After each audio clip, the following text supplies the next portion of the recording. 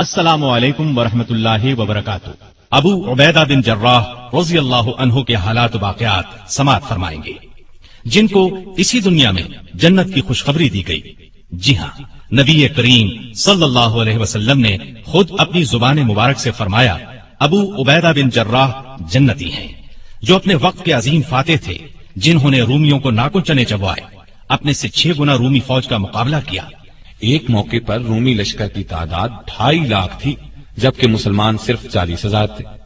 اس جنگ میں مسلمانوں کے سپہ سالار ابو عبیدہ بن جراح تھے، جن کے بارے میں نبی اکرم صلی اللہ علیہ وسلم نے ارشاد فرمایا تھا کہ میرے یہ 10 اصحاب جنتی ہیں۔ چنانچہ انہیں عشرہ مبشرہ کا خطاب ملا، یعنی وہ 10 جنہیں دنیا میں جنت کی خوشخبری دے دی گئی۔ ان کے نام یہ ہیں: سیدنا ابو بکر صدیق، سیدنا عمر فاروق، سیدنا عثمان غنی، سیدنا علی بن ابی طالب، سیدنا عبد الرحمن بن عوف، سیدنا طلحہ، سیدنا زبیر بن عوام، سیدنا سعد بن ابی وقاص، سیدنا سعید بن زید اور سیدنا ابو عبیدہ بن جراح رضی اللہ عنہم اجمعین۔ ابو عبیدہ بن جراح رضی اللہ عنہ کو کئی خصوصیات اس کے علاوہ بھی حاصل ہیں۔ انہیں اللہ کے رسول صلی اللہ علیہ وسلم کی طرف سے امین الامت کا خطاب ملا، یعنی امت کے امین، اور اس کا مطلب یہ ہے کہ وہ دین کے علم اور دین کے احکامات پر عمل کرنے کے سلسلے میں بہت بڑا درجہ رکھتے تھے۔ لیکن اس کا یہ مطلب ہرگز نہیں کہ انہوں نے کسی بہت بڑی اسلامی یونیورسٹی سے تعلیم پائی تھی یا کسی بہت بڑے امیر گھرانے میں پیدا ہوئے تھے۔ جی نہیں، ایسی کوئی بات نہیں۔ اس زمانے میں اسلامی یونیورسٹیاں کہاں تھیں؟ فنون سپاہ گری کی تربیت دینے کے لیے باقاعدہ ادارے کہاں تھے؟ وہاں تو بس ایک ہی یونیورسٹی تھی، اور اس یونیورسٹی کا نام تھا محمد صلی اللہ علیہ وسلم۔ یہ حضرات جو کچھ بھی سیکھتے تھے نبی کریم صلی اللہ علیہ وسلم سے سیکھتے تھے، پھر صحابہ سے سیکھتے تھے۔ ان حضرات نے جتنی کامیابیاں حاصل کی وہ اللہ پر سچے دل سے ایمان لانے کی بنیاد پر کی۔ حقیقت یہی ہے کہ جب کوئی اللہ کے احکامات پر عمل کرنے لگ جاتا ہے تو پھر اللہ اسے دانائی کا ایسا نور عطا کرتا ہے کہ اس کے سبھی کام آسان ہوتے چلے جاتے ہیں۔ اب ذرا غور کریں، جب اللہ کے رسول صلی اللہ علیہ وسلم دنیا میں تشریف لائے تو پورا عرب جہالت کی تاریکیوں میں ڈوبا ہوا تھا۔ وہ لوگ بات بات پر ایک دوسرے کا خون بہانے پر تل جاتے تھے، اور جب ان میں لڑائی چھڑتی تھی تو پھر جلد ختم نہیں ہوتی تھی، بعض اوقات تو سالہ سال جاری رہتی۔ جوا کھیلتے، شراب پیتے، سب سے بڑا عیب ان میں یہ تھا کہ اپنی بیٹیوں کو چنانچہ اسے جنگل میں لے جاتا اور زندہ دفن کر دیتا۔ اس سے بڑا بلکہ سب سے بڑا عیب ان میں یہ تھا کہ بتوں کو پوجتے تھے، بتوں کو اپنا کارساز سمجھتے تھے، ان پر چڑھاوے چڑھاتے تھے، ان کے ناموں کی منتیں مانتے تھے، ان کو اپنا الہ خیال کرتے تھے۔ ان حالات میں وہاں یونیورسٹیاں کہاں ہو سکتی تھی؟ وہاں تو مدرسے بھی نہیں تھے، بچوں کے لیے اسکول بھی نہیں تھے۔ لیکن ہمارے نبی صلی اللہ علیہ وسلم کی آمد نے وہاں کا نقشہ ہی بدل کر رکھ دیا، کایا پلٹ دی۔ صحابہ کرام رضی اللہ عنہم میں سے ہر قسم کے علوم و فنون کے ایسے ماہر ہوئے کہ دنیا آج تک ان کا لوہا مانتی ہے۔ مثلا خالد بن ولید رضی اللہ عنہ کی سپہ سالاری کو لے لیں، انہوں نے 60,000 کے لشکر کا مقابلہ صرف 60 جانبازوں سے کیا اور 60,000 نے شکست کھائی۔ اس سے بڑھ کر مثال کیا ہو سکتی ہے؟ عمر رضی اللہ عنہ کی خلافت کے زمانے میں اسلامی حکومت 22 لاکھ مربع میل پر پھیل چکی تھی، اور اس طرح ان کا حکم چلتا تھا کہ کوئی چوں بھی نہیں کر سکتا تھا۔ لیکن جب یہ مسلمان نہیں تھے تو اپنے باپ کے اونٹ چرایا کرتے تھے۔ یہ سب اسلام کی برکات تھی کہ وہ اتنی بڑی اسلامی حکومت کے خلیفہ بنے۔ یہی وہ برکت تھی جس نے ابو عبیدہ بن جراح کو امین الامت بنا دیا، اور اس سے بھی بڑھ کر ایک عظیم سپہ سالار بنے جنہوں نے رومیوں کو شکست پر شکست دی۔ اسلام اور نبی کریم صلی اللہ علیہ وسلم کی مخالفت کرنے والوں یعنی مکہ کے قریش، مدینے کے یہودیوں اور عیسائیوں کا زور ٹوٹ گیا اور پہلی اسلامی حکومت قائم ہو گئی تو دور دراز علاقوں میں رہنے والے عرب گروہ در گروہ اسلام قبول کرنے کے لیے مدینہ آنے لگے۔ ان گروہوں میں ایک گروہ یمن کے علاقے نجران کا آیا۔ یہ لوگ عیسائی تھے۔ ان لوگوں نے اسلام کی سچائی جاننے کے لیے کئی دن تک بحث کی۔ نبی کریم صلی اللہ علیہ وسلم نے ان کے ساتھ بہت اچھا سلوک کیا، ان کے سوالات کے جوابات دیے، لیکن وہ مسلمان نہ ہوئے۔ تاہم انہوں نے وعدہ کیا کہ وہ جزیہ ادا کرتے رہیں گے۔ جزیہ ایک قسم کا ٹیکس کہہ لیں جو اسلامی حکومت میں رہنے والے غیر مسلموں سے وصول کیا جاتا تھا۔ اس کے علاوہ انہوں نے یہ درخواست بھی کی کہ ان کے ساتھ کسی ایسے ایماندار آدمی کو بھیج دیا جائے جو ان سے جزیہ وصول کرنے کے ساتھ انہیں دین اسلام کی باتیں بتائے۔ اللہ کے رسول صلی اللہ علیہ وسلم نے فرمایا، ٹھیک ہے، میں تمہارے ساتھ ایک ایسے شخص کو بھیجوں گا جو اس امت کا امین ہے۔ آپ صلی اللہ علیہ وسلم کے یہ الفاظ سن کر سیدنا ابو بکر اور سیدنا عمر رضی اللہ تعالی عنہما جیسے بڑے صحابہ کے دلوں میں خواہش پیدا ہوئی کہ ان نجرانیوں کے ساتھ انہیں بھیجا جائے تاکہ یہ عزت ان کے حصے میں آئے۔ لیکن اللہ کے رسول صلی اللہ علیہ وسلم نے سیدنا ابو عبیدہ بن جراح رضی اللہ عنہ کو کھڑے ہونے کا ارشاد فرمایا، اور اس طرح یہ عزت ان کے حصے میں آئی اور وہ امین الامت کہلائے۔ عربی میں امین ایسے شخص کو کہتے ہیں جو بہت دیانتدار ہو، اس کے پاس کوئی امانت رکھوائی جائے تو اس میں خیانت نہ کرے، وعدے کے مطابق اس کو لوٹا دے۔ تو یہ تھا ان کے امین الامت بننے کا واقعہ۔ ہاں، تو میں بتا رہا تھا کہ وہ عشرہ مبشرہ میں سے ہیں۔ ان کا تعلق قریش کی ایک شاخ بنو فہر سے تھا۔ وہ رسول اللہ صلی اللہ علیہ وسلم کے مدینے کی طرف ہجرت فرمانے سے 20 برس پہلے اور ایک روایت کے مطابق 40 برس پہلے مکہ میں پیدا ہوئے۔ ان کا اصل نام عامر تھا، ابو عبیدہ ان کی کنیت تھی۔ اولاد کی نسبت سے جو نام مشہور ہو جاتا ہے اس کو کنیت کہتے ہیں۔ ان کے والد کا نام عبداللہ اور دادا کا نام الجراح تھا، اس لیے ان کا نام یہ بنتا ہے ابو عبیدہ بن عبداللہ بن جراح، لیکن وہ مشہور ابو عبیدہ بن جراح کے نام سے ہوئے۔ ان کا سلسلہ نسبت اوپر جا کر رسول اللہ صلی اللہ علیہ وسلم سے جا ملتا ہے۔ ان کی ایک شان یہ ہے کہ یہ سب سے پہلے ایمان لانے والوں میں شامل ہیں۔ سب سے پہلے ایمان لانے والوں کو سابقون الاولون کہتے ہیں۔ اس وقت مسلمان ہونے والوں کو سخت تکالیف دی جاتی تھی۔ کہا جاتا ہے کہ انہوں نے سیدنا ابو بکر رضی اللہ عنہ کے کہنے پر اسلام قبول کیا تھا۔ جس دن یہ مسلمان ہوئے اسی دن ان حضرات نے بھی اسلام قبول کیا تھا۔ سیدنا عبد الرحمن بن عوف، سیدنا عثمان بن مظعون، سیدنا ارقم بن ارقم رضی اللہ تعالی عنہ، ان میں عبد الرحمن بن عوف بھی عشرہ مبشرہ میں سے ہیں۔ پھر جب مسلمانوں کو بہت زیادہ ستایا جانے لگا، ظلم کے پہاڑ ان پر توڑے جانے لگے، تپتی ریت پر جب ان کو لٹایا جانے لگا، زنجیروں سے باندھ کر جب ان کو کھینچا جانے لگا، پھر انہیں بھوکا پیاسا رکھا جانے لگا، تب نبی صلی اللہ علیہ وسلم نے اللہ کے حکم سے مسلمانوں کو اجازت دی کہ مکہ چھوڑ کر حبشہ چلے جائیں۔ اللہ کی خاطر اس طرح وطن اور گھر بار چھوڑنے کو ہجرت کرنا کہتے ہیں۔ ہجرت کا حکم 5 نبوی میں دیا گیا اور 11 مرد اور 4 عورتیں حبشہ چلے گئے۔ یہ ٹھیک ہے، وہ عیسائی تھا لیکن بہت نیک دل تھا۔ اس نے ان مہاجر مسلمانوں کو اپنے ملک میں رہنے کی اجازت دے دی اور ان کے ساتھ بہت اچھا سلوک کیا۔ یہاں میں آپ کو یہ بھی بتاتا چلوں کہ قرآن مجید کی روح سے عیسیٰ علیہ السلام اللہ کے جلیل القدر پیغمبر تھے۔ اللہ نے ان پر اپنی کتاب انجیل نازل کی تھی، اس لیے ان پر ایمان لانے والے بھی مسلمان ہی تھے۔ لیکن پھر عیسیٰ علیہ السلام کے آسمان پر اٹھا لیے جانے کے بعد دنیا کے فائدے کی خاطر لوگوں نے ان کی تعلیم کو بدل دیا، اپنی طرف سے اس تعلیم میں مطلب کی باتیں شامل کر لیں، انجیل مقدس کو کچھ سے کچھ بنا دیا۔ ایسا کرنے کو تحریف کرنا کہتے ہیں۔ یہ بہت بڑا گناہ ہے۔ ان کی تعلیم کو بدل دینے والوں نے ایک عقیدہ یہ گھڑ لیا کہ عیسیٰ علیہ السلام اللہ کے بیٹے ہیں، لیکن کچھ عیسائی صحیح تعلیم پہ بھی قائم رہے۔ حبشہ کا بادشاہ نجاشی بھی سچا عیسائی تھا، وہ عیسیٰ علیہ السلام کو اللہ کا بیٹا نہیں مانتا تھا۔ ایسا عقیدہ رکھنا شرک ہے۔ اللہ تعالیٰ نے قرآن کریم میں بار بار فرمایا ہے، شرک سب سے بڑا گناہ ہے، شرک معاف نہیں کیا جائے گا۔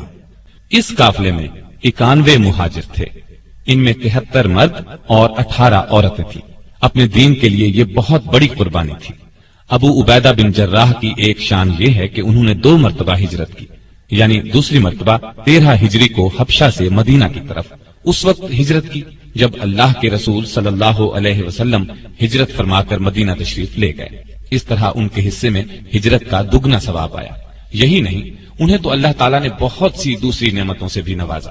میں پہلے بتا چکا ہوں کہ وہ عشرہ مبشرہ میں شامل ہیں، اور جہاں تک میرا خیال ہے یہ حلف الفضول میں بھی شامل رہے ہوں گے۔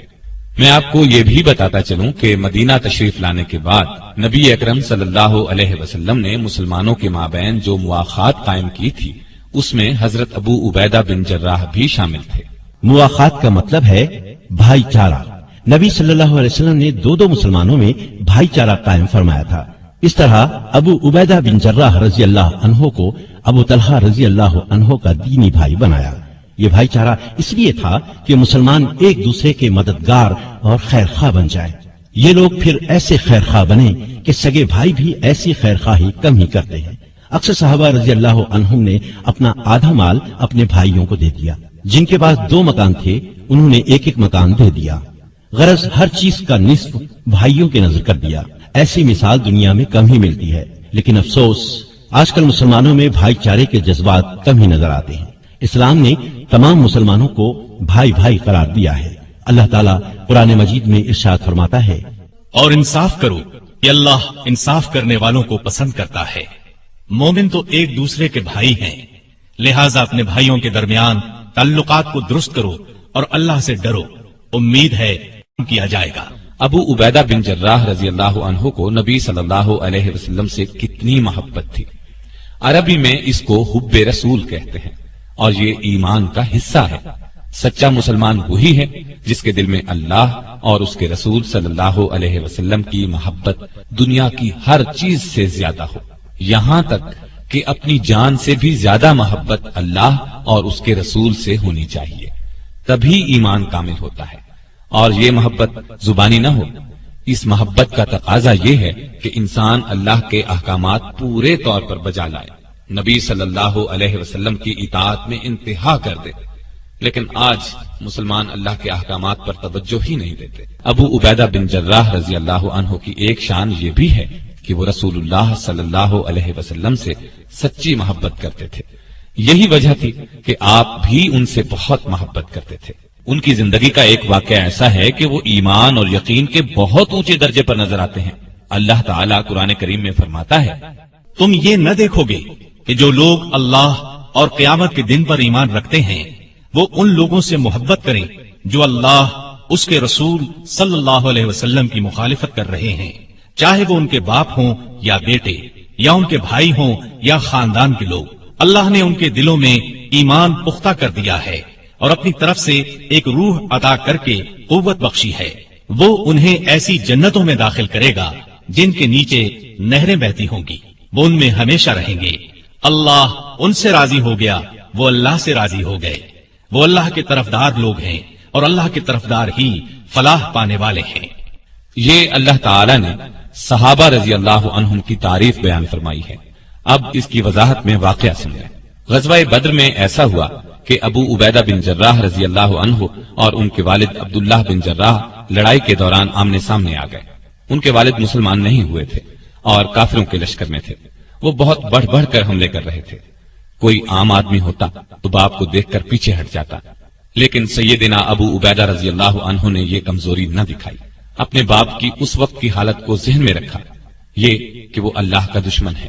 انہوں نے موقع پاتے ہی بے دھڑک باپ پر وار کر دیا اور اسے قتل کر دیا، اور یہ بات ثابت کر دی کہ انہیں اپنا دین اور ایمان اپنی جان اور دنیا کی ہر چیز سے زیادہ عزیز ہے۔ ایسی اور بھی مثالیں ملتی ہیں۔ بات در اصل یہ ہے کہ وہ لشکر اللہ کے دشمنوں کا تھا اور یہ لوگ اللہ اور اس کے رسول صلی اللہ علیہ وسلم کی محبت میں سرشار تھے۔ ان حالات میں وہ باپ کو کیوں قتل نہ کرتے؟ اور پھر یہ لڑائی مسلمانوں اور کافروں کی پہلی لڑائی تھی۔ جنگ شروع ہونے سے پہلے اللہ کے رسول صلی اللہ علیہ وسلم نے دعا مانگی تھی، اے اللہ، آج پورا کفر پورے اسلام کے مقابلے میں آ گیا ہے۔ اگر تیرے یہ بندے مٹ گئے تو روئے زمین پر قیامت تک تیرا نام لینے والا کوئی نہیں ہوگا۔ لہٰذا ان حالات میں ایک مسلمان کیسے کافر باپ کا لحاظ کر سکتا تھا؟ دراصل سب رشتوں میں اصل رشتہ ایمان کا رشتہ ہے۔ غیر قوم سے تعلق رکھنے والا مسلمان دوسرے مسلمان کا بھائی بن جاتا ہے، اور سگا بھائی کافر ہو تو اس کی حیثیت غیر جیسی ہو جاتی ہے۔ چنانچہ ابو عبیدہ رضی اللہ عنہ نے ایمان کے رشتے کو سامنے رکھا اور کافر باپ کو قتل کر دیا جو مسلمانوں کو ہلاک کرنے کے لیے آیا تھا۔ ایک اور واقعہ سناتا ہوں۔ اس سے یہ بات ثابت ہو جاتی ہے کہ سیدنا ابو عبیدہ رضی اللہ عنہ کو رسول پاک صلی اللہ علیہ وسلم سے سچی محبت تھی۔ غزوہ بدر میں شکست کھانے کے بعد اگلے سال 3 ہجری میں مکے کے کافروں نے پھر حملہ کیا اور احد پہاڑ کے قریب مسلمانوں اور کافروں کے درمیان لڑائی ہوئی۔ اس لڑائی کو غزوہ احد کہتے ہیں۔ اللہ کی مدد سے یہ لڑائی بھی پہلے مرحلے میں مسلمانوں نے جیت لی۔ کافر میدان چھوڑ کر بھاگ کھڑے ہوئے۔ اس موقع پر 50 تیر اندازوں سے چوک ہو گئی۔ نبی کریم صلی اللہ علیہ وسلم نے ایک درے پر انہیں مقرر فرمایا تھا اور ہدایت فرمائی تھی کہ درے کو نہ چھوڑنا، کیونکہ اس طرف سے دشمن مسلمانوں پر حملہ کر سکتا تھا۔ جب کافر بھاگے تو ان تیر اندازوں نے درہ چھوڑ دیا اور مال غنیمت سمیٹنے کے لیے میدان کی طرف چلے گئے۔ درے کو خالی پا کر کافر پلٹے اور اس سے گزر کر مسلمانوں کی پشت کی طرف سے حملہ کر دیا۔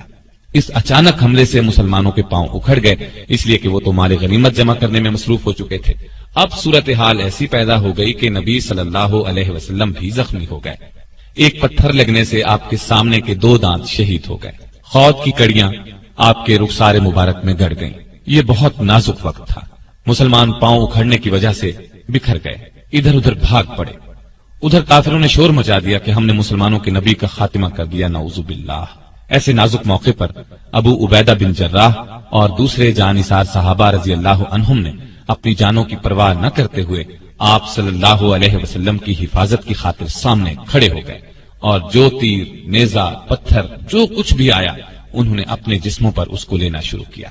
تیر آتے نظر آتے تو وہ اپنے ہاتھ آگے کر دیتے، اپنا سینہ تان دیتے اور نبی صلی اللہ علیہ وسلم تک کوئی ہتھیار نہ پہنچنے دیتے۔ ابو بکر صدیق رضی اللہ عنہ فرماتے ہیں کہ رسول اللہ صلی اللہ علیہ وسلم کو خطرے میں پا کر میں آپ کی طرف بھاگا تو ابو عبیدہ بن جراح مجھ سے پہلے پہنچ چکے تھے۔ یہ ہاری ہوئی جنگ بھی مسلمانوں نے پھر جیت لی تھی۔ دوسری بار فتح اللہ کی مہربانی، صلی اللہ علیہ وسلم کی بے مثال جرأت اور صحابہ کرام رضی اللہ عنہم کی جانثاری کی وجہ سے ہوئی۔ آپ کی حفاظت کرتے ہوئے 10 صحابہ شہادت کے مرتبے پر فائز ہوئے۔ خود رسول اللہ صلی اللہ علیہ وسلم بہت زیادہ زخمی ہونے کے باوجود ایک چٹان تک تشریف لے گئے۔ یہ کام اس لیے زیادہ مشکل تھا کہ چاروں طرف سے تیر برس رہے تھے۔ مسلمانوں نے جب نبی صلی اللہ علیہ وسلم کو زندہ سلامت دیکھا تو پلٹ پڑے اور کافروں پر اس قدر شدید حملہ کیا کہ انہیں میدان جنگ سے بھگا دیا۔ سیدنا ابو عبیدہ بن جراح رضی اللہ عنہ نے رسول اللہ صلی اللہ علیہ وسلم سے محبت کا ثبوت اس طرح پیش کیا کہ وہ تاریخ کا ایک خاص واقعہ بن گیا۔ رسول اللہ صلی اللہ علیہ وسلم کے رخسار میں خود کی کڑیاں اس طرح گڑ گئی تھیں کہ ان کو نکالنے کی کوئی تدبیر سمجھ میں نہیں آ رہی تھی۔ اس موقع پر وہ جلدی سے آگے بڑھے اور خود کی کڑی کو اپنے دانتوں سے پکڑ کر کھینچا۔ کڑی تو نکل آئی، لیکن اس کوشش میں خود ان کا ایک دانت ٹوٹ گیا، جبکہ ابھی دوسری کڑی رخسار مبارک میں گڑی تھی۔ دانت ٹوٹنے کی وجہ سے خود ابو عبیدہ رضی اللہ عنہ تکلیف میں مبتلا ہو گئے۔ مزید دانت ٹوٹ جانے کا خطرہ بھی تھا، لیکن انہوں نے پرواہ نہ کی، دانتوں سے پکڑ کر دوسری کڑی کو بھی کھینچا اور ایسا کرتے ہوئے ان کا ایک دانت اور ٹوٹ گیا۔ ہاں، ان لوگوں کے ایسے ہی حیرت انگیز کارناموں کی وجہ سے اللہ تعالیٰ نے انہیں یہ مرتبہ دیا کہ رہتی دنیا تک ان کے نام زندہ رہیں گے، یہ دنیا ان کی تعریف کرتی رہے گی۔ خود اللہ تعالیٰ نے قرآن مجید میں کئی جگہ ان حضرات کی تعریف کی ہے۔ بہرحال میں بتا رہا تھا، اللہ کے رسول صلی اللہ علیہ وسلم ان سے بہت خوش تھے۔ کوئی خاص کام ہوتا تو ان کے سپرد فرماتے، وہ ہر کام کو بہت خوش اسلوبی سے انجام دیتے۔ مثال کے طور پر قبیلہ ثعلبہ کے لوگ دوسرے قبیلوں کو ساتھ ملا کر مدینے کے آس پاس کی بستیوں میں لوٹ مار کیا کرتے تھے۔ ان کی شکایات موصول ہونے پر نبی صلی اللہ علیہ وسلم نے 6 ہجری میں سیدنا ابو عبیدہ رضی اللہ عنہ کو انہیں سزا دینے کے لیے بھیجا۔ انہوں نے آسانی سے ان کا خاتمہ کر دیا۔ اسی طرح 7 ہجری کا واقعہ ہے کہ رسول اللہ صلی اللہ علیہ وسلم کے علم میں یہ بات لائی گئی کہ قبیلہ قزاعہ مدینے پر حملے کی تیاری کر رہا ہے۔ آپ نے اس قبیلے کو سزا دینے کے لیے عمرو بن عاص رضی اللہ عنہ کو سالار بنا کر بھیجا۔ وہ روانہ ہو گئے، پھر حالات دیکھ کر مدد کے لیے اور مجاہد بھیجنے کی درخواست کی۔ آپ نے سیدنا ابو عبیدہ رضی اللہ عنہ کی سرداری میں دوسرا لشکر روانہ فرمایا۔ 8 ہجری میں رسول اللہ صلی اللہ علیہ وسلم نے انہیں ایک لشکر کا سردار بنا کر ساحل سمندر کی طرف یہ معلوم کرنے کے لیے بھیجا کہ قریش مکہ جنگ کی تیاری تو نہیں کر رہے۔ اسی سال مکہ فتح ہوا تو اس مارکے میں بھی ابو عبیدہ رضی اللہ عنہ ایک دستے کے سالار تھے۔ ایک اور واقعے سے بھی ان کی شان ظاہر ہوتی ہے کہ جب معاہدہ صلح حدیبیہ لکھا گیا تو ان سے بطور گواہ دستخط کرائے گئے۔ غرض کتنے ایسے واقعات ہیں جن سے یہ ثابت ہوتا ہے کہ رسول اللہ صلی اللہ علیہ وسلم ان کی بہت قدر کیا کرتے تھے۔ اور بھائی بات یہ ہے کہ نیکی کے راستے میں چلنے والوں کو اللہ تعالیٰ ایک خاص انعام دیتا ہے، ان کے علم اور عقل کی روشنی زیادہ کر دیتا ہے۔ جو بات عام لوگ مشکل سے سمجھتے ہیں یا بالکل سمجھ ہی نہیں پاتے، یہ لوگ اس بات کو نہایت آسانی سے سمجھ لیتے ہیں۔ ان میں بالکل ٹھیک فیصلہ کرنے کی قوت پیدا ہو جاتی ہے، اس طرح ان کے کاموں میں خوب برکت ہوتی ہے اور وہ ترقی کرتے چلے جاتے ہیں۔ اللہ تعالیٰ نے سیدنا ابو عبیدہ بن جراح رضی اللہ عنہ کو شجاعت، امانت اور دیانت کے ساتھ ساتھ دانائی کا نور بھی بہت دیا تھا۔ مشکل ترین مسئلے کو آسانی سے سلجھا لیتے تھے۔ ان میں یہ قابلیت اس وقت اور بھی نکھر کر سامنے آئی جب اللہ کے رسول صلی اللہ علیہ وسلم کے انتقال کے بعد مسلمانوں میں یہ اختلاف پیدا ہوا کہ آپ کا خلیفہ یعنی جانشین کون بنے گا۔ پہلے اس بارے میں بہت اختلاف ہوا۔ رسول اللہ صلی اللہ علیہ وسلم کے خاندان والوں نے یہ خواہش ظاہر کی کہ سیدنا علی رضی اللہ عنہ کو خلیفہ بنایا جائے۔ انصار مدینہ نے یہ چاہا کہ یہ عزت انہیں ملے، خلیفہ ان میں سے لیا جائے۔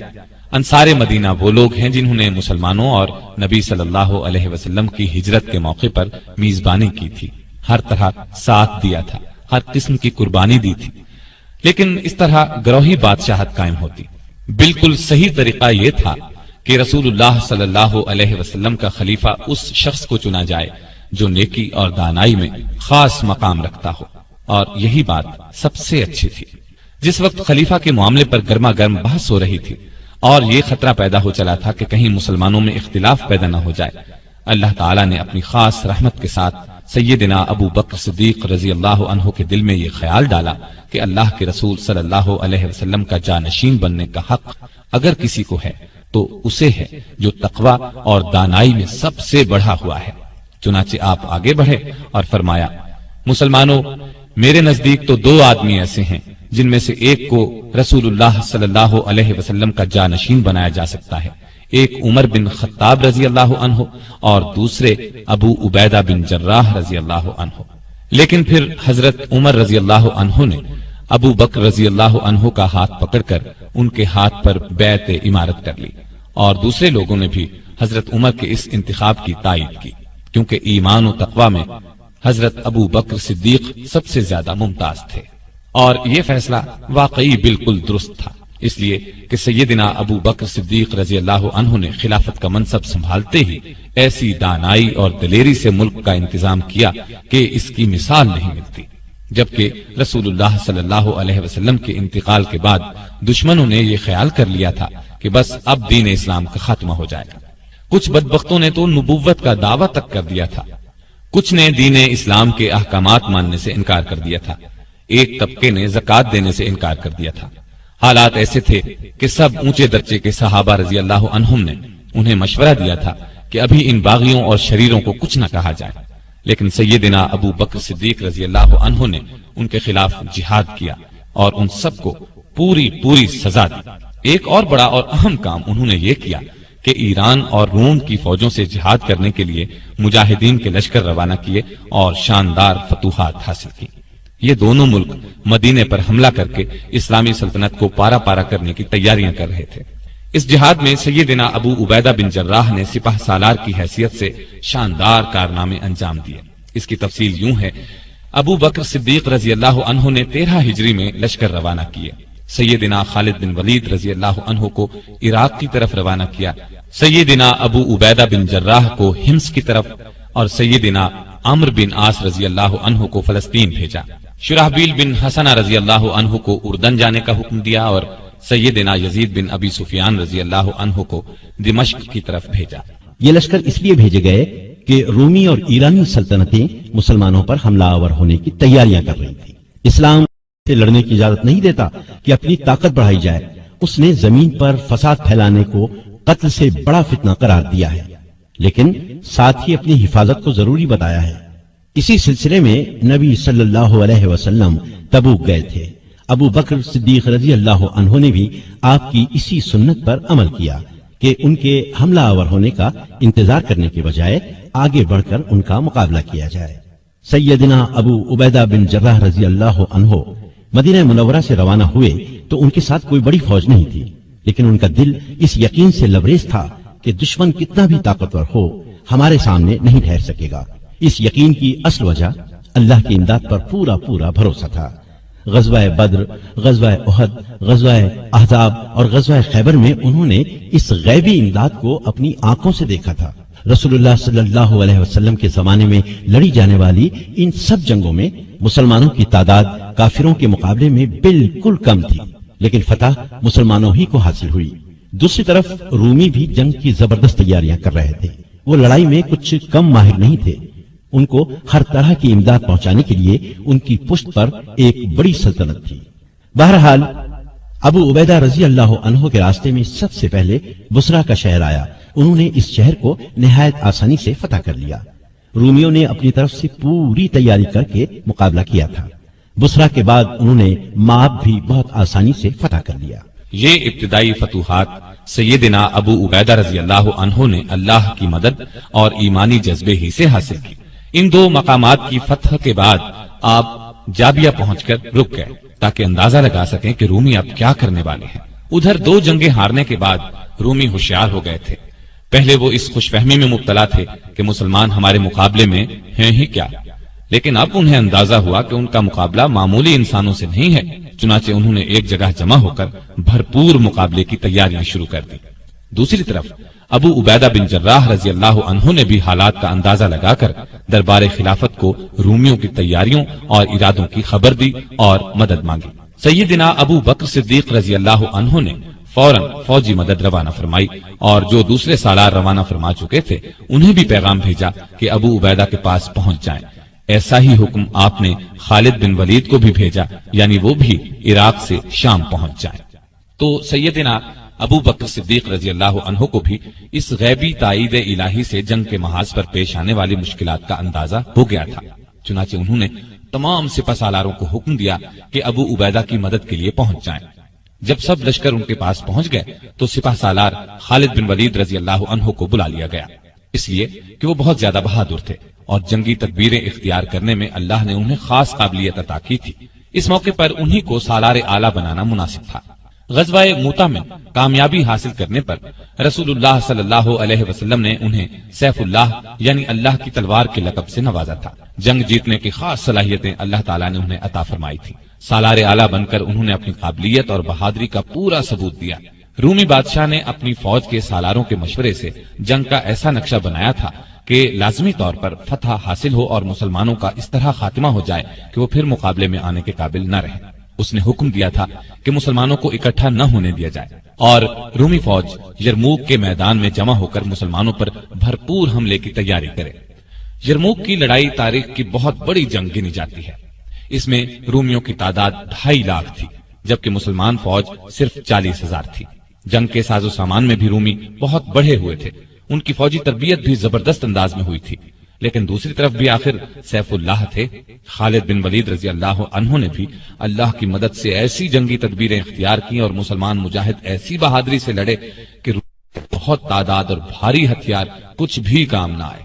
رومی بدحواس ہو کر بھاگے، ان کی بہت بڑی تعداد ماری گئی۔ اللہ تعالیٰ نے مسلمانوں کو شاندار فتح سے نوازا۔ ایک روایت کے مطابق جنگ یرموک میں کئی سو ایسے صحابہ شہید ہوئے جنہوں نے غزوہ بدر اور غزوہ احد میں شرکت کی تھی۔ اللہ کے ان خاص بندوں کی زندگیوں کا تو سب سے بڑا مقصد ہی یہی تھا کہ اللہ کے لیے اپنا سب کچھ قربان کر دیں۔ بلکہ غالب نے کیا خوب کہا ہے، جان دی ہوئی اسی کی تھی، حق تو یہ ہے کہ حق ادا نہ ہوا۔ یہ ان بزرگوں کی قربانیوں ہی کا نتیجہ ہے کہ پوری دنیا میں اسلام کا جھنڈا لہرا رہا ہے۔ یورپ اور امریکہ کے شہروں میں اذان کی آوازیں گونج رہی ہیں۔ شام میں لڑی جانے والی اور لڑائیوں کا حال سنانے سے پہلے یہ بتاتا چلوں کہ 22 جمادی الثانیہ 13 ہجری کو سیدنا ابو بکر رضی اللہ عنہ کا انتقال ہو گیا اور ان کی جگہ سیدنا عمر فاروق رضی اللہ عنہ خلیفہ بنائے گئے۔ انہوں نے خلافت کا منصب سنبھالنے کے کچھ دن بعد ہی سیدنا خالد بن ولید رضی اللہ عنہ کو ان کے عہدے سے ہٹا کر سیدنا ابو عبیدہ بن جراح رضی اللہ عنہ کو اسلامی افواج کا سالار اعلیٰ بنا دیا۔ اس سلسلے میں 2 روایات ہیں۔ ایک تو یہ کہ کسی شاعر نے سیدنا خالد بن ولید رضی اللہ عنہ کا قصیدہ لکھا۔ کسی کی تعریف میں اشعار لکھے جائیں تو اس کو قصیدہ کہتے ہیں۔ یہاں تک تو اعتراض کی کوئی بات نہیں تھی، لیکن انہوں نے یہ کیا کہ خوش ہو کر شاعر کو انعام دیا۔ بس اس بات کو عمر رضی اللہ عنہ نے اچھا نہ سمجھا اور انہیں ان کے عہدے سے ہٹا دیا۔ دوسری وجہ یہ بیان کی جاتی ہے کہ سیدنا خالد بن ولید رضی اللہ عنہ کی بہادری اور جنگی سوجھ بوجھ کی وجہ سے لوگ یہ خیال کرنے لگے تھے کہ مسلمانوں کو جو فتوحات پر فتوحات ہو رہی ہیں وہ انہی کی وجہ سے ہو رہی ہے، جبکہ صحیح عقیدہ یہ ہے کہ جو کامیابی بھی حاصل ہوتی ہے وہ اللہ تعالی کی مہربانی سے حاصل ہوتی ہے۔ سیدنا عمر رضی اللہ عنہ نے انہیں عہدے سے ہٹا کر ثابت کر دیا کہ لوگوں کا خیال غلط ہے۔ اس دوسری وجہ کی زیادہ تائید آئی ہے، یعنی وہ شاعر والی بات شاید درست نہ ہو، یہ بات واقعی تھی۔ خود عمر رضی اللہ عنہ سے جب بعض اصحاب نے اس بارے میں پوچھا کہ آپ نے خالد کو سپہ سالاری سے کیوں معزول کیا، تو انہوں نے فرمایا تھا میں نے کسی ناراضی کی وجہ سے ایسا نہیں کیا، اور پھر انہوں نے دوسری وجہ ہی بیان کی۔ چنانچہ جو ہی انہیں خلیفہ کا حکم ملا انہوں نے فوراً اپنا عہدہ ابو عبیدہ بن جراح رضی اللہ عنہ کو سونپ دیا اور خود ایک عام مجاہد کی طرح جہاد میں حصہ لیتے رہے۔ لطف کی بات تو یہ ہے کہ یہ حکم انہیں اس وقت ملا جب وہ تاریخی شہر دمشق کا محاصرہ کیے ہوئے تھے۔ ایک روایت یہ بھی ہے کہ یہ حکم جنگ یرموک کے موقع پر دیا گیا۔ یرموک کی جنگ جیتنے کے بعد مسلمان مجاہدوں نے جس طرح اپنی کوششوں کو آگے بڑھایا، اس سے ان کی عظمت اور دانائی ثابت ہوتی ہے۔ روم کا بادشاہ ہرقل ایک بہت بڑی سلطنت کا مالک تھا۔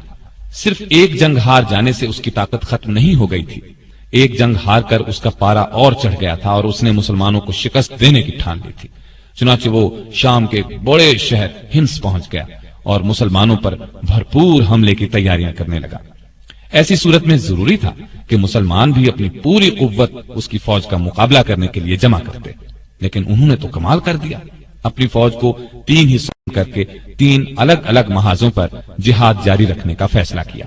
ابو عبیدہ بن جراح رضی اللہ عنہ اور خالد بن ولید رضی اللہ عنہ نے لشکر کے دوسرے سالاروں کے ساتھ مشورہ کر کے ایک لشکر بیت المقدس کی طرف روانہ کیا، دوسرا ہمس کی طرف اور تیسرا دمشق کی طرف۔ ابو عبیدہ رضی اللہ عنہ اور خالد بن ولید رضی اللہ عنہ دمشق کی طرف روانہ ہوئے۔ ہم جیسے عام لوگ ایسا ہرگز نہ کرتے، لیکن وہ لوگ تو اللہ والے تھے، انہیں فوجی طاقت سے زیادہ اللہ کی ذات پر بھروسہ تھا، اور دنیا نے دیکھا ان کا فیصلہ بالکل درست ثابت ہوا۔ غازیوں کے چھوٹے چھوٹے لشکروں نے گنتی کے چند ہی دنوں میں شام اور فلسطین کا پورا علاقہ فتح کر لیا، اور یہ کام ابو عبیدہ رضی اللہ عنہ کی سپہ سالاری میں ہوا۔ پہلے دمشق کا حال سناتا ہوں۔ پہلے بتا چکا ہوں کہ دمشق کی طرف خالد بن ولید رضی اللہ عنہ اور سیدنا ابو عبیدہ رضی اللہ عنہ دونوں روانہ ہوئے تھے۔ یہ شہر رومیوں کا گڑھ تھا، یہاں انہوں نے کافی فوجی طاقت جمع کر رکھی تھی، لیکن جب اسلامی لشکر وہاں پہنچا تو رومیوں کو میدان میں نکل کر مقابلہ کرنے کی جرأت ہی نہ ہوئی۔ انہوں نے شہر کے دروازے بند کر لیے اور فصیل پر تیر اندازوں کے دستے اس طرح بٹھا دیے کہ کوئی شہر کی طرف بڑھے تو تیروں کی بوچھاڑ کر کے اسے روک دیں، اس کا خاتمہ کر دیں۔ مجاہدین نے شہر کا محاصرہ کر دیا اور شہر کے اندر داخل ہو کر دشمنوں کو کاری ضرب لگانے کی تدبیریں کرنے لگے۔ آخر سیدنا خالد بن ولید رضی اللہ عنہ اپنے دستے سمیت فصیل پار کر کے شہر میں داخل ہو گئے۔ ادھر اس کے ساتھ ہی دوسری طرف رومیوں کے سپہ سالار نے صلح کی بات چیت شروع کر دی۔ دونوں سالاروں نے اس شرط پر صلح کر لی کہ رومی شہر کا دروازہ کھول دیں گے اور مسلمان شہریوں کو کسی طرح کا نقصان نہیں پہنچائیں گے، ان کی جانیں، عزت، آبرو، مال محفوظ رہیں گے۔ اب یہ عجیب صورتحال پیدا ہوئی کہ ایک طرف خالد رضی اللہ عنہ لڑتے ہوئے آگے بڑھ رہے تھے اور دوسری طرف ابو عبیدہ بن جراح صلح کا جھنڈا اٹھائے آگے بڑھ رہے تھے۔ دونوں کی ملاقات شہر کے درمیان میں ہوئی۔ جب خالد بن ولید رضی اللہ عنہ کو معلوم ہوا کہ ابو عبیدہ بن جراح رضی اللہ عنہ شہریوں کو امان دے چکے ہیں تو انہوں نے جنگ سے ہاتھ روک لیے اور کوئی بڑا نقصان ہوئے بغیر دمشق پر مسلمانوں کا قبضہ گیا۔ اللہ تعالیٰ نے قرآن کریم میں فرمایا ہے، حق آیا، باطل مٹ گیا، اور باطل تو ہے ہی مٹنے کے لیے۔ اللہ تعالیٰ کے اس ارشاد کے مطابق ان لوگوں کو ہمیشہ کامیابی حاصل ہوتی ہے جو حق پر ہوں، اور یہ مجاہد چونکہ حق پر تھے اس لیے تعداد میں کم ہونے کے باوجود اللہ نے انہیں شاندار کامیابی عطا کی، بلکہ اس کے بعد بھی وہ کامیابیاں حاصل کرتے چلے گئے۔ دمشق فتح کرنے کے بعد مخل، بیسان، ہمس اور لازقیہ جیسے کئی اور شہر انہوں نے نہایت آسانی سے فتح کر لیے۔ رومی جہاں بھی مسلمانوں سے لڑنے کے لیے جمع ہوتے، مجاہدین کے لشکر وہیں پہنچ جاتے اور ان کا غرور خاک میں ملا دیتے۔ ان لڑائیوں میں لازقیہ کی لڑائی اس لحاظ سے خاص ہے کہ اس میں ابو عبیدہ رضی اللہ عنہ کی اعلیٰ درجے کی جنگی قابلیت اور ذہانت سے فتح حاصل ہوئی۔ قیصر روم کے حکم سے اس شہر میں رومیوں نے بہت بڑی طاقت جمع کر رکھی تھی۔ سیدنا ابو عبیدہ رضی اللہ عنہ کو ان کے اجتماع کی خبر ملی تو آپ لشکر لے کر تیزی سے وہاں پہنچ گئے اور رومیوں نے اس طرح شہر کے دروازے بند کر لیے جس طرح دمشق کے بند کیے تھے۔ مسلمانوں نے شہر کا محاصرہ کر لیا، لیکن آس پاس کا علاقہ ایسا تھا کہ اس شہر کا محاصرہ زیادہ دن جاری نہیں رکھا جا سکتا تھا۔ ان سب باتوں پر غور کرتے ہوئے ابو عبیدہ رضی اللہ عنہ نے مجاہدین کو حکم دیا کہ وہ شہر سے کافی دور جا کر خندقیں کھود لیں اور یہ کام ایسی احتیاط سے کریں کہ رومیوں کو اس کا پتہ نہ چلے۔ یہ حکم پورا کیا گیا۔ جب کام مکمل ہو گیا تو دوسرا حکم یہ دیا کہ مجاہد بڑی بڑی ٹولیاں بنا کر لشکر سے نکلیں، اس طرح کہ رومی انہیں جاتے ہوئے دیکھیں۔ لشکروں سے نکل کر مجاہدین کی یہ ٹولیاں خندقوں میں چھپ جائیں اور جب نعرہ تکبیر بلند ہو تو بہت تیزی سے نکل کر شہر پر حملہ کر دیں۔ چنانچہ اس حکم پر بھی عمل کیا گیا۔ مسلمان بڑی بڑی ٹولیوں میں جانے لگے۔ رومیوں نے خیال کیا وہ محاصرہ اٹھا کر جا رہے ہیں۔ جب انہیں اپنے طور پر یہ اندازہ ہو گیا کہ مسلمانوں کا پورا لشکر محاصرہ اٹھا کر چلا گیا ہے تو شہر کے دروازے کھول دیے۔ شہر کے دروازے کھلتے ہی نعرہ تکبیر بلند ہوا۔ مجاہدین خندقوں سے نکلے اور تیزی سے دوڑتے ہوئے آ کر شہر میں داخل ہو گئے۔ شہر پر نہایت آسانی سے قبضہ ہو گیا۔ رومیوں کو پتہ ہی نہ چلا کہ یہ کیا ہو گیا ہے۔ ان مجاہدین نے اللہ کے راستے میں لڑنے کے علاوہ اخلاق، ایمانداری اور شرافت کے بھی ایسے شاندار نمونے پیش کیے کہ پورے علاقے میں ان کی دھوم مچ گئی۔ مثلا ایک واقعہ سن لیں۔ جب دربار خلافت سے حکم ملا کہ سب مجاہد ایک جگہ جمع ہو جائیں، آپس میں مشورہ کر کے کسی کو سالار چن لیں اور ایک لشکر بن کر رومیوں کا مقابلہ کریں، تو سیدنا ابو عبیدہ بن جراح رضی اللہ عنہ اس وقت تک کئی شہر فتح کر چکے تھے۔ ان شہروں میں کچھ ایسے بھی تھے جنہوں نے جزیہ دینا منظور کیا تھا اور لڑائی کے بغیر مسلمانوں کو فاتح مان لیا تھا۔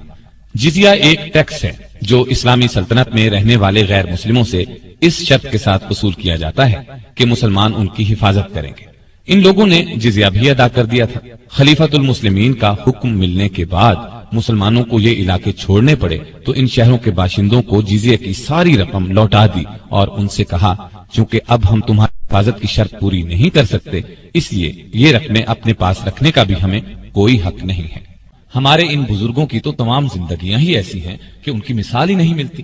وہ صحیح معنوں میں اللہ پر ایمان رکھتے تھے اور اس کے احکامات پر عمل کرتے تھے، اپنوں پرایوں سب سے اچھا سلوک کرتے تھے، لوگوں کی غلطیاں معاف کر دیا کرتے تھے، زمین پر عاجزی سے چلتے تھے، کسی سے کوئی وعدہ کرتے تو اس کو پورا کرتے، اللہ کے سوا کسی سے نہیں ڈرتے تھے، نہ کسی کو اس کا شریک ٹھہراتے تھے، نہ اس کے سوا کسی کو حاجت روا سمجھتے تھے، وہم اور تاریک خیالی سے دور تھے۔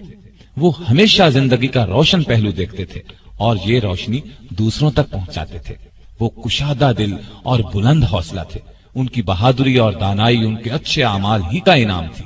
ہاں تو میں کہہ رہا تھا کہ جب مسلمانوں کو خلیفہ کی طرف سے یہ حکم ملا کہ وہ سب مجاہد ایک جگہ جمع ہو جائیں تو انہوں نے ان شہروں کا جزیہ واپس کر دیا، کیونکہ وہاں سے رخصت ہو جانے کی وجہ سے وہ ان کی حفاظت نہیں کر سکتے تھے۔ ادھر روم کے بادشاہ ہرقل کو پکا یقین تھا کہ وہ بہت آسانی سے ان چند ہزار مجاہدین کا خاتمہ کر دے گا جو شام اور فلسطین میں داخل ہوئے ہیں، اور پھر اتنی ہی آسانی سے مدینے کی اسلامی سلطنت کا خاتمہ کر دے گا۔ لیکن اس کا اندازہ بالکل غلط ثابت ہوا۔ اسے تو لینے کے دینے پڑ گئے۔ اس نے سنبھل کر کئی بار مسلمانوں کا مقابلہ کرنے کی کوشش کی، لیکن وہ کہیں بھی پاؤں نہ جما سکا۔ ہر محاذ پر اسے منہ کی کھانا پڑی۔ آخرکار وہ اس علاقے کو جو سلطنت روما کا مشرقی حصہ کہلاتا تھا ہمیشہ کے لیے چھوڑ کر قسطنطینیہ کی طرف فرار ہو گیا۔ قسطنطینیہ اس کی سلطنت کے مغربی حصے کا دارالحکومت تھا۔ ہرقل کے فرار کے بعد سیدنا ابو عبیدہ بن جراح رضی اللہ عنہ نے مقدس شہر بیت المقدس فتح کرنے کا ارادہ کیا۔ اس وقت تک وہ شام کے قریباً تمام بڑے چھوٹے شہروں پر قبضہ کر چکے تھے۔ خالد بن ولید رضی اللہ عنہ اور لشکر کے دوسرے سالاروں سے مشورہ کر کے انہوں نے پہلے عمرو بن عاص رضی اللہ عنہ کو بیت المقدس بھیجا اور پھر خود بھی وہاں پہنچ گئے۔ اس شہر کی حفاظت کرنے والی رومیوں کی فوج مسلمانوں کی مسلسل فتوحات کی خبریں سن کر پہلے ہی ہمت ہار چکی تھی۔ چنانچہ جیسے ہی ابو عبیدہ رضی اللہ عنہ وہاں پہنچے، شہر کے مذہبی پیشواؤں یعنی رہنماؤں نے پیغام بھیجا۔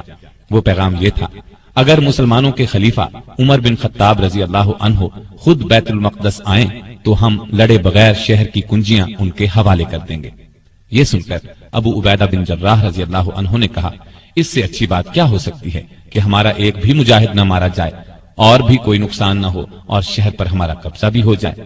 پھر انہوں نے رومیوں کا یہ پیغام عمر رضی اللہ عنہ کی خدمت میں بھیج دیا۔ عمر رضی اللہ عنہ کو یہ پیغام ملا تو وہ بیت المقدس جانے کے لیے تیار ہو گئے۔ آپ بیت المقدس کی طرف روانہ ہوئے اور اس طرح روانہ ہوئے کہ اپنے ساتھ صرف اپنے غلام کو لے کر چلے۔